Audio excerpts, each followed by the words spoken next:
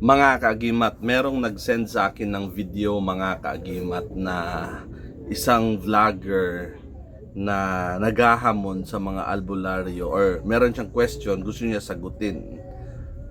I-check natin mga kaagimat at try nating sagutin kung ano to. Tingnan natin. Magandang tanghali sa inyo mga kapatid, mga albularyong nagagalit sa akin. Lalo na si Commander Leon. O sige, Commander Leon, sagutin mo ang aking mga tanong. Kayong mga albularyo. Okay, una sa lahat, hindi ako nagagalit sa tao na yan at hindi ko siya kilala. Meron lang nag-send sa akin through private message about sa kanya, tapos hindi ko siya kilala at hindi ako galit sa kanya. Sabi kasi niya, ay nahamon niya si Commander Leon tapos at lahat ng albularyo. Siyempre, kasali tayo dyan.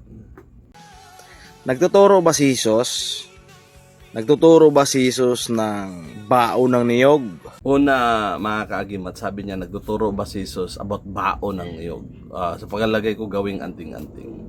Una sa lahat, ang tao na yan is kulang siya sa kalaman. Kasi, imposible na magturo si Jesus na about niyog. Kasi walang niyog natutubo sa Israel. I-check natin mga kaagimat para siguradong totoo yung sinasabi ko. I-research natin. Ito yung research natin mga kaagimat. Coconut tree does not grow naturally in Israel because the climate is too cold and dry during the winter. So kita nyo mga kaagimat, walang niyog na tumutubo sa Israel. Iwan ko lang sa kanya, paano niya nasabi na si Jesus magtuturo ng niyog? Diyan pa lang mali ng iniisip niya. Imposible yan matapik kasi walang niyog na tumutubo sa Israel. Kahit hanapin mo cover by cover, hindi mo yan makikita. So yung question niya is mali na. Sa palagay ko hindi siya nag-analyze sa tanong niya, hindi niya yun analyze na wala palang niyog doon sa Israel. So mali yung question niya. May tinuturo ba ang Diyos dyan sa mga bao? So ano ngayon bro, kung may turo o wala? Ano ibig mo sabihin? Sa demonyo na? Sagutin mo yung tanong ko. Kasi, klarong-klaro, paano siya mag-topic ng bao kung walang bao dyan? Di ba? Logic ba? Logic. Simple lang yan eh. O magpatay ka ng manok doon sa mga puno. Maghingi ng mga 5 manok, ganun, 6 na manok. Idadamay pa mga kapre. Idadamay ang mga aswang, no? Kainong turo yan? Turo yan, Jesus? Tinatanong kita bro, akala mo ba pareho lahat ng mga manggagamot? Kasi yung comment mo sa task, lahat ng mga manggagamot o mga manggagamot, comment kayo, ganyan. Akala mo ba na pareho lahat ng mga manggagamot? But kung question mo, turo ba yan ni Jesus? Siyempre hindi. Hindi yan tinuro ni Jesus. Pero ang tanong ko, nilalahat mo ba ang mga manggagamot? Sagutin mo yan. Nilalahat mo ba? Kasi dyan ka magagamali kung lahatin mo. Yung mga offerings, mga animal sacrifices, sa atin ba yung mga ninuno? Hindi yan part sa teachings ni Jesus kasi sa mga lumang Filipino, ginagamit na nila yan dito. Iwan ko lang sa time ni Jesus kung meron bang nagganyan doon sa Israel. Pakitaan mo nga ako ng bersikulo na nagsasabi si Jesus na bawal magkatay ng 5 manok, 6 na manok, at damayin yung aswang o engkanto o kapre. Bigyan mo ako ng bersikulo na nagtuturo si Jesus ng bawal yan. Okay? Litra por litra. Bigyan mo ako.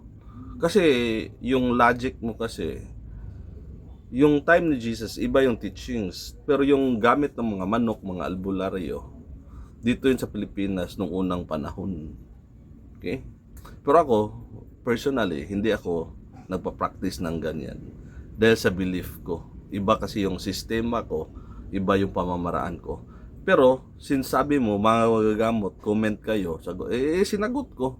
Bigyan mo ako ng Bible verses na nagsasabi si Jesus about manok o sa demonyo or mga ganyan na letra por letra yung sinasabi mo. Kasi kung magsalita ka, parang galing ka sa langit eh. Bigyan mo ako ng bersikulo, letra por letra. Doon naman tayo sa Lumang Tipan. O sige, okay ako dyan, Lumang Tipan, Old Testament. Okay, sige, go. Doon naman tayo sa Lumang Tipan. Nagtuturo ba si Jesus na Anong Lumang Tipan, Old Testament yan eh? At ba't Jesus? Sa Old Testament, hindi pa isinilang si Jesus. Tao na to. Hindi pa isinilang si Jesus sa Old Testament. Si Jesus nasilang sa New Testament, bagong tipan. Okay? Dapat mag-research ka. nagtuturo ba ang Diyos ng magkatay ka doon sa bato, maghingi ng mga ilang itlog? Bakit mo ba tatanungin pa ang Diyos na magkatay ka sa bato? Bakit bawal ba magkatay sa bato? Ipakita mo ng bersikulo dyan sa Biblia na Old Testament, bawal magkatay sa bato. Bakit hindi ba pwede kung magkatay ka sa bato? Tapos, bakit bawal maghingi ng itlog? Anong itlog? Bakit bawal? Anong ibig sabihin ng mga itlog? Dapat iklaro mo yung tanong mo para masagot natin ng maayos. Kasi kung pakita mo nga ako ng Bible verses na bawal magkatay sa bato at bawal magbigay o maghingi ng itlog, pakita mo Bible verses, parang gumagawa ka ng kwento eh. Akala ko ba galing ka sa langit? Ang kayang mabati sa mga demonyo at mga engkanto yung mga taong kulang sa dasal. Mali ka na naman dyan, bro. Anong sanibon kulang sa dasal? Mali ka naman, gumagawa ka ng kwento. Alam mo ba, kahit i-research mo, maraming mga pare, may mga madre na nasasaniban, maraming nagsisimba Sunday, every Sunday, nagro-rosaryo pa yan sila, nasasaniban. Nagdasal yan sila palagi, pero nasasaniban. Ginagambala ng mga demonyo at masamang spirito. Hindi mo ba yan alam? Kulang ka siguro sa kalaman, no? Ang may guardian angel, mga kapatid, yung lumapit lang sa Diyos. Siyempre, basic na basic yan, bro. Paano ka mag-guardian angel kung sa demonyo ka? Hindi yan pwede. Dapat magdasal ka sa Diyos sa pamagitan kay Jesus. Merong guardian angel, meron ding devil. Ang tao, dalawa yan eh. Merong good and evil. So, kung saan ka, ikaw magdesisyon kung saan ka. Yung tao madasalin, siyempre sa Diyos, imposible naman, hindi ka nagdasal tapos, ang angel lapit sa iyo. Pero meron sila niyan, angel and devil, depende ka kung saan ka. Depende, kahit ka madasalin ka pa, meron pa ring mga demonyo maglilinya lang sa'yo or mag-channel sa'yo sa isip mo para gumawa ka ng masama or makasalanang bagay. Okay? Ang angel, nandyan din sa tao para mag-guide sa'yo, gumawa ka ng mabuti. Guardian angel natin yan. Meron ding devil. Okay? Naintindihan mo, bro? I hope na may natutunan ka. May tinuturo ba ang Diyos diyan tungkol sa mga bato na mga shield? Wala man siguro. Kahit sa Lumang Tipan at bago. Man yung sinasabi mo, bro, bato na shield. Ano ngayon kung may nagturo o wala? Ano ibig mo sabihin sa demonyo na? Pakita mo nga sa akin ang bersikulo, Bible verses na ang shell or bato sa demonyo na. Ano naman kung hindi yan itunuro sa demonyo na ba yan? Hindi naman tinuro, hindi din binanggit. Sa demonyo na ba yan? Kasi hindi binanggit. Marami kasing ginagawa ang tao na hindi sinulat sa Biblia eh. But do you mean kung hindi nasulat tapos ginagawa natin sa demonyo na ba? Marami tayong ginagawa, gusto mo isa-isahin ko pa. Kahit yung sombrero mo, hindi naman siguro tinuro sa Biblia, magganyan-ganyan ka. O sa demonyo ka na kasi hindi tinuro. Hindi ganyan, bro. Kailangan mo talagang isipin mabuti. Kahit shield ba to? Anong meron diyan? Anong ibig mong sabihin? Sa demonyo na ba? Bakit hanap-hanap ka talaga ng bersikulo? Paano kung ikaw yung hahanapan ko? Ha? Pakita mo nga. Bible verses na sa demonyo yan kung magamit ka niyan. Yung litra por litra. Mga kapatid,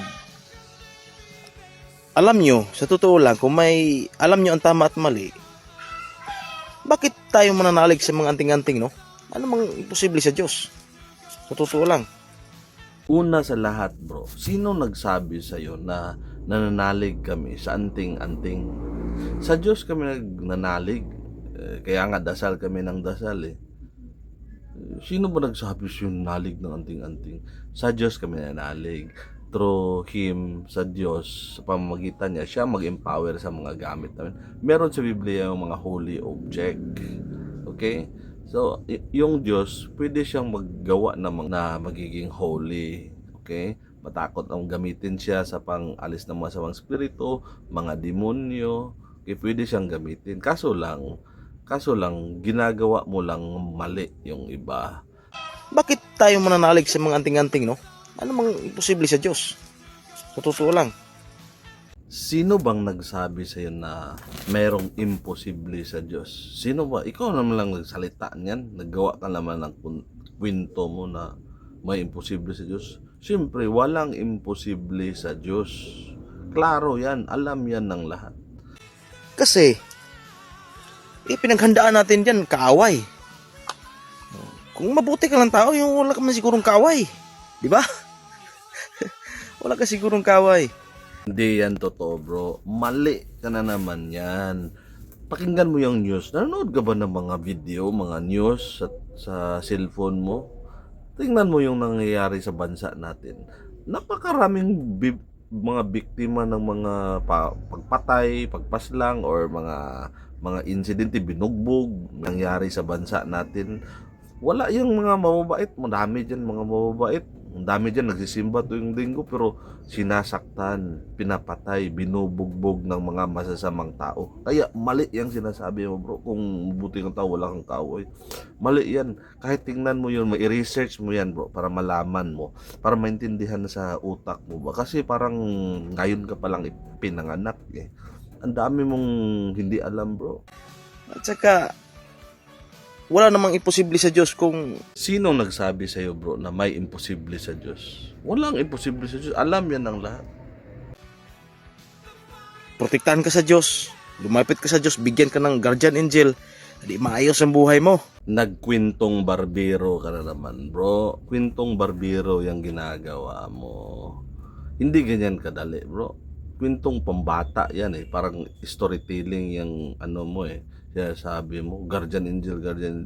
Meron yan, alam yan ng lahat. Pero kailangan mo, hindi ganyan kadali, bro. Ako naman, no, may stress pa naman ako sa'yo. Parang, alam mo, invite na lang kita ng orientation bahay dyan. Kasi, kulang ko, maligaya yung buhay. Hindi yan ganyan, bro. Hindi talaga ganyan kadali. Sa totoo lang, yung actual na nangyayari sa buhay natin, hindi ganyan sa sinasabi mo. May tagaprotekta sa iyo ang Diyos. Ano bang magawa sa tao? Magawa sa anting-anting na hindi magawa sa Diyos? Anong nagsabi sa iyo, bro, na anong magawa ng tao, magawa sa anting-anting, hindi magawa sa Diyos? Ang Diyos nagawa sa lahat ng bagay, makikita at hindi makikita. Ang Diyos, ang tao nagdadarasal sa Diyos. Sa pamamagitan ng Diyos, siya ang magprotektar sa atin through nakasulat din sa Biblia, ang name ng Diyos, takot mga demonyo, masamang spirito, ganyan. So yung agimat natin, ng mga anting-anting, meron kasi nakasulat dyan, name ng Diyos. At because of that, natatakot yung mga demonyo, masamang spirito. At ang empower dyan, nag-bless at nag-sanctify ang Diyos mismo. Pero yung sinasabi mo, iba eh. Ano bang magawa ng anting-anting? Ang anting-anting is wala siyang magawa kasi object lang yan eh. Object. Pero nag-empower dyan ang Diyos. Simple as that. Kahit bata, bro, naintindihan naman siguro yung ganyan, bro. Na anong mga manggagamot sa akin nagagalit, pero kuminto lang kayo. Ako, bro, hindi ako galit sa iyo. Klaro yan. Hindi ako galit sa iyo. So, ikaw, Commander Leon, ano tayo, mamayang hapon, alas 5, bigyan kita ng time. Walang problema sa akin kung ang mga tanong mo sagutin ko, ng sapat. Wow ha, naghamon pa siya. Sige nga, sige nga. So mga kaagimat, sa mundo ng kababalagan at hiwaga, ako ang iyong kaagimat na si Paraon. Marami pong salamat sa inyong panunood.